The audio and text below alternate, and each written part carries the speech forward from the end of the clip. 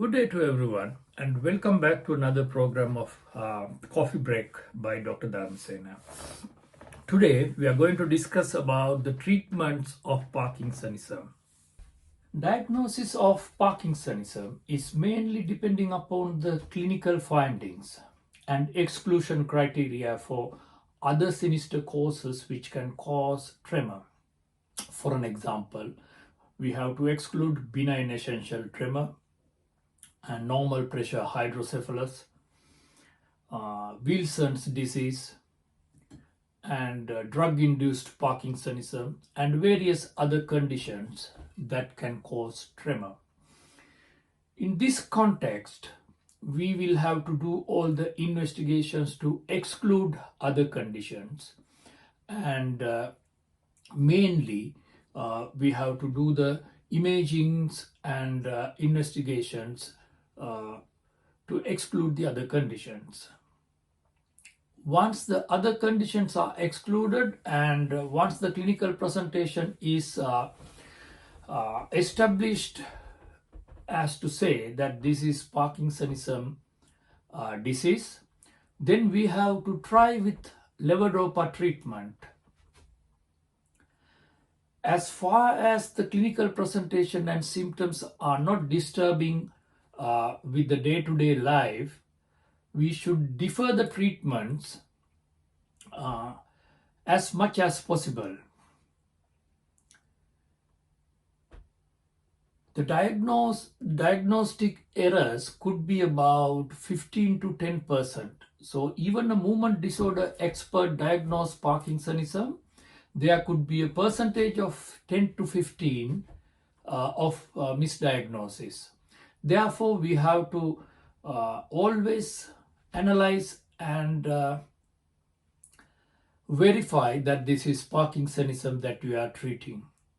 For an example, if the Parkinsonism or the condition that we are treating responds well to Levodopa, then that is a good evidence as to say that this is Parkinsonism. There are no imaging techniques as to say exactly that this is benign, this is Parkinsonism, or which kind of Parkinsonism that we are dealing with. But dopamine secreting neuronal assay test or DAT scan can exclude drug-induced Parkinsonism or benign essential tremor, and we can say that there is a degeneration of the substantia nigra, and there is a reduction of dopamine producing neurons in substantia nigra by doing the DAT scan. But it doesn't say which type of Parkinsonism exactly it is. If you want to have a definitive diagnosis, brain biopsy is the ideal.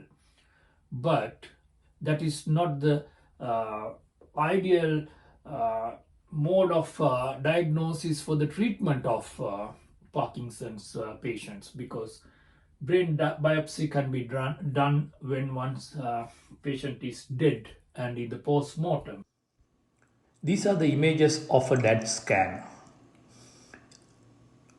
Image A shows a normal DAT scan where the substantia nigra is in the normal volume.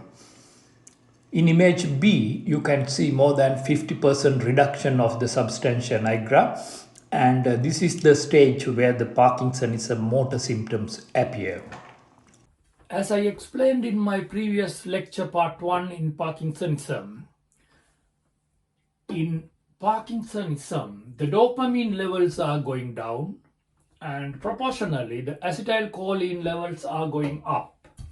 So one of the targets of our treatment modalities to Parkinsonism should be to boost up the dopamine levels or the dopamine action and to bring down the acetylcholine activity. So this is one of the modalities that we have to aim at. When we consider the treatment options for Parkinsonism, it's a vast scope. For an example, we can divide the treatment options into pharmacological treatments and non-pharmacological treatments. Among them, I'm going to discuss about the pharmacological treatments in details for the interest of the medical students and junior doctors and our health professionals. And non-pharmacological treatments can be categorized in various subheadings. For an example, exercise. Exercise has a major role to treat Parkinsonism because by doing exercises, regular exercises, and doing it methodically can reduce the movement, the day-to-day life interference with the movement disorder, and it can improve the movement motor symptoms of the patients into a certain extent.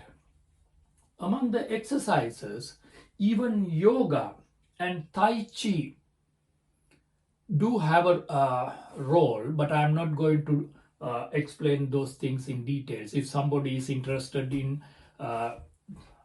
they can go into the details of yoga and Tai Chi, how can it helps the movement disorder. And diet.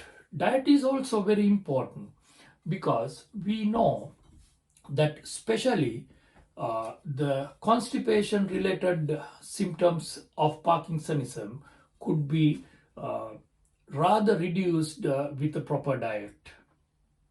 And the other important factor of diet is when we treat pharmacologically the Parkinsonism patients with things like Levodopa, it is not absorbed well with high protein diet.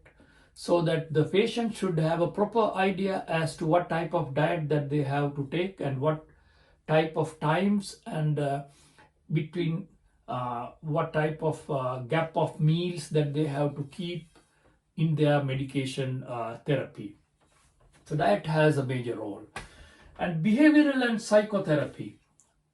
As I mentioned earlier, the Parkinsonism symptoms are not only motor, there are non-motor symptoms of Parkinsonism as well.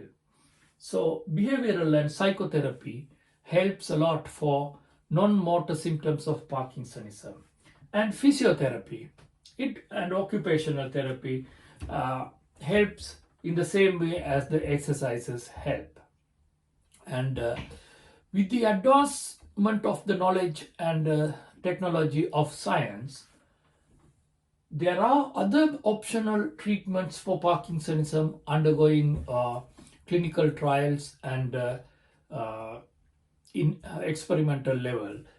Stem cell transplant and fetal brain cell transplant also has proven some effect in the treatment of Parkinsonism, but not practicing worldwide, but under experimental level.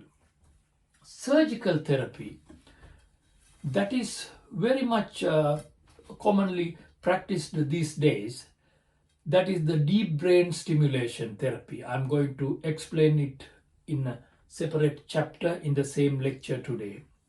So we have vast scope of varieties of treatments for Parkinsonism. Among them, we are going to discuss in details about the pharmacological therapy next.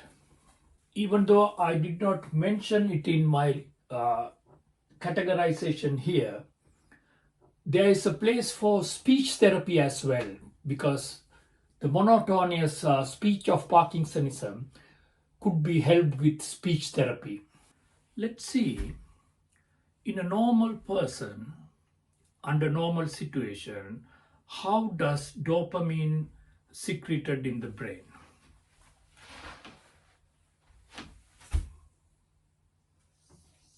When somebody get protein in the diet,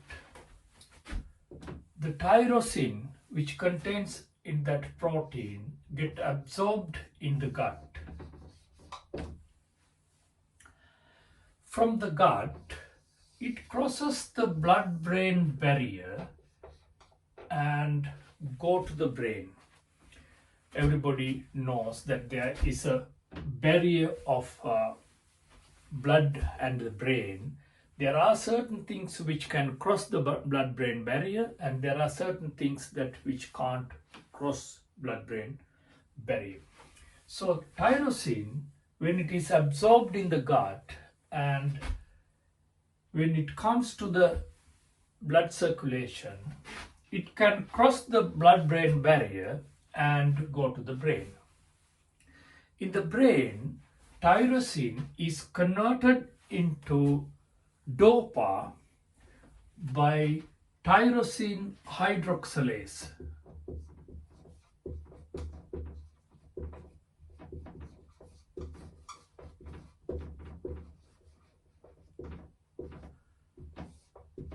It converts into DOPA. This DOPA is converted into dopamine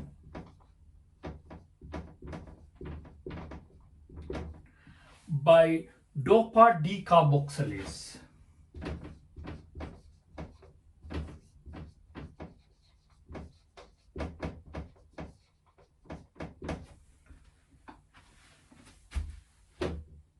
DOPA decarboxylase converts DOPA into dopamine. These dopamines go into the vesicles, and when the dopaminic neurons are stimulated, dopamine is released into the presynaptic cleft. And these dopamine act upon the dopaminergic receptors, and that is the normal mechanism in a normal person, how the DOPA and dopamine is produced and released. So what happened to the dopamine in the presynaptic and in a synaptic cleft? Dopamine is degraded by two enzymes. Either it can straight away get absorbed into the postsynaptic neuron, or it could be degraded into other products by the act of other enzymes. What is the fate of this dopamine released into the synaptic cleft? It could be straight away reabsorbed into the presynaptic neuron, or it could be degraded. So there are two enzymes which can degrade dopamine here. One is monoamine oxidase B, MAO-B.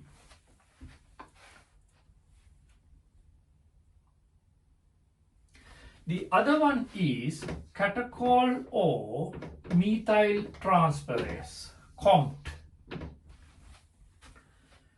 These two enzymes can degrade dopamine, or the dopamine could be reabsorbed into the presynaptic cleft. So as a treatment modality, if we can block this monoamine oxidase B, we can increase the dopamine concentration in the synaptic cleft. Or if we can block this catechol or methyl transferase, again we can increase the dopamine concentration in the synaptic cleft. So these two are treatment options for Parkinsonism. And now we are going to discuss about the most popular and the commonest treatment, pharmacological treatment that we use in our practice. That is Levodopa. Now let's see what happens when we give Levodopa to a Parkinsonism patient. Levodopa get absorbed into the bloodstream, and the Levodopa can cross blood-brain barrier, and it can cross blood-brain barrier and it can become dopamine in the dopamine secreting neuron cells, and then dopamine could be secreted into the presynaptic cleft, and it can act and it can increase the concentration of dopamine in the synaptic cleft. But there are two things which hinders this process.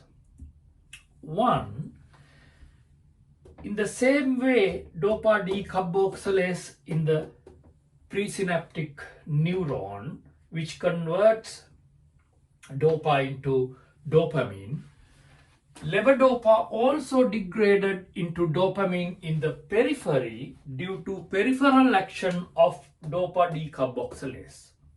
Therefore, levodopa is not going into the brain in the adequate concentration and degraded in beforehand in the blood system and produces dopamine outside the brain, which can cause a lot of side effects like nausea, vomiting, diarrhea, and etc. At the same time, there are catechol or methyltransferase in the periphery, which can convert this levodopa into 3-O-methyl dopamine, which is not like dopamine, can cause blood-brain barrier and go to the brain. So what happens is the remaining levodopa, which was not affected by either dopa decarboxylase or COMT, has a competition to go into the brain with 3-O-methyl dopamine, and there is a reduction of crossing the blood-brain barrier as the competition, half the competition contributes to its cross through the blood-brain barrier. Because of these two actions, levodopa treatment is not going to effectively increase the concentration of dopamine in the synaptic cleft.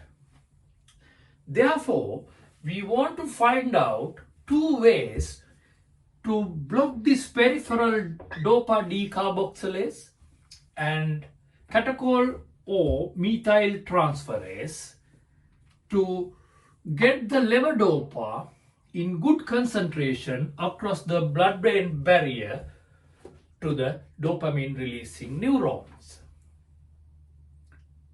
For this, we use two medications. We are going to block this dopa decarboxylase by a medication called carbidopa.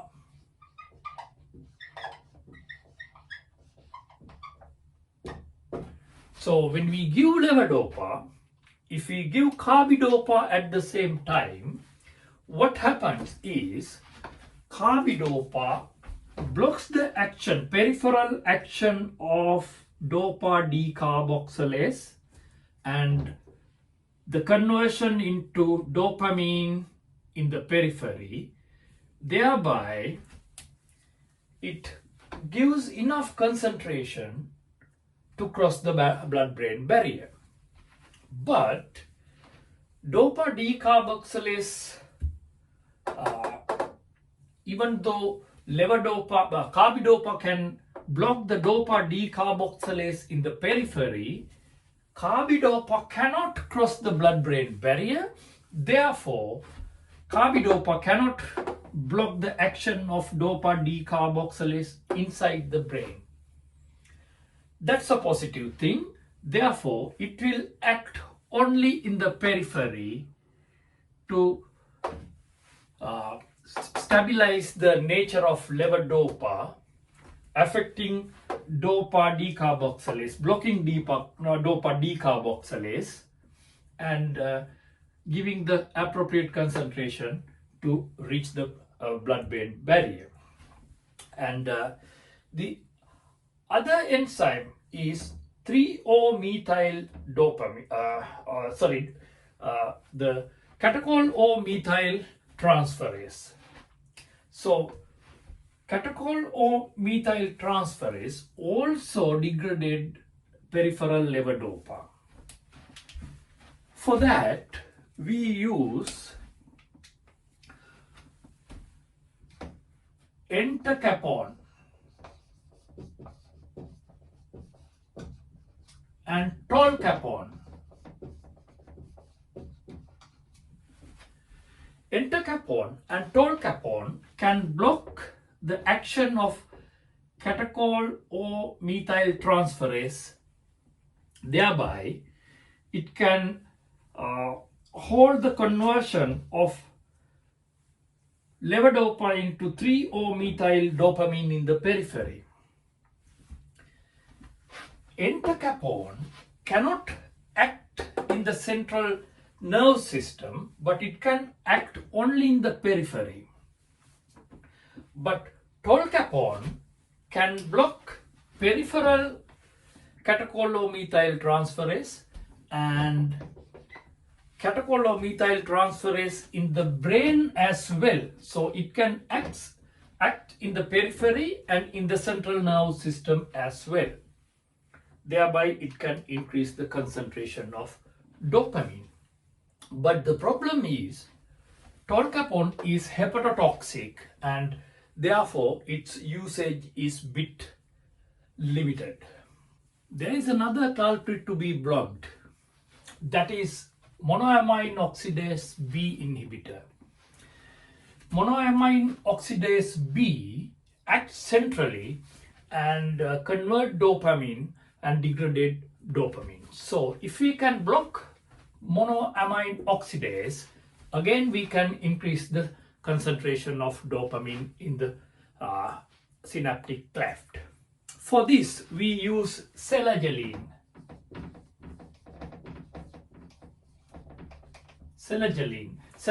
rosagelene, and they are monoamine oxidase inhibitors.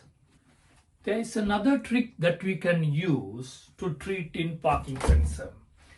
That is to give something which is similar to dopamine, which can act upon the dopamine receptors. Instead of dopamine, we can give something which mimic dopamine, and by that way we can stimulate the dopamine receptors. They are called dopamine agonists. Things like pramipexole, apomorphine, bromocriptine, ropinirole, and rotigotine. These are all oral preparations, but rotigotine has a special feature, because it is very helpful in our clinical practice. It can apply as a patch, transdermal patch. When we see most of the Parkinsonism patients in our clinical practice in acute and internal medicine, they are not eating and drinking and they are very stiff. And we can't give all these optional medications through mouth. So that rotigotine patch is very helpful. We can apply the patch calculated according to the medications that they are taking, and thereby we can relieve the symptoms of Parkinsonism and allow the patient to take things by mouth when the stiffness is relieved. So rotigotine has a very special place in our clinical practice. These all medications are dopamine agonists. As I mentioned earlier, the balance between low dopamine and increased acetylcholine causes the motor symptoms. So if we can block acetylcholine receptors, we can reduce the Parkinsonism motor features. Especially, we use them in drug-induced Parkinsonism, and one of the acetylcholine antagonists that we use in Parkinsonism is procyclidine. Amantadine is an antiviral medication, but it could be used in Parkinsonism, and the mechanism is not clearly understood. It increases the release, reuptake, and synthesis of dopamine, and is another medication which is helpful in the treatment. Deep brain stimulation is also one of the treatment options which is very popularly used to stop the Parkinsonism motor symptoms and the dyskinesia secondary to the treatment side effects of Parkinsonism. Here what they do is they insert a small tiny electrode into the subthalamic nuclei, and it is connected by a wire under the skin, and a gadget is placed like a pacemaker under the skin of the chest, and the battery and the stimulator is adjusted according to the symptoms, and over a small period of time they adjust it into control the motor symptoms of the Parkinsonism patient. Previously, this was done while the patient is awake because they wanted to make sure exactly the exact point is stimulated and the electrode is correctly placed. But now, because of the modern technology and new imaging techniques, we can do it under sedation, under anesthesia, and patient does not necessarily needs to be awake while doing the procedure. Thank you so much for listening to my treatment options of Parkinsonism lecture. And next lecture is about atypical Parkinsonism or Parkinsonism plus syndrome. Thank you so much.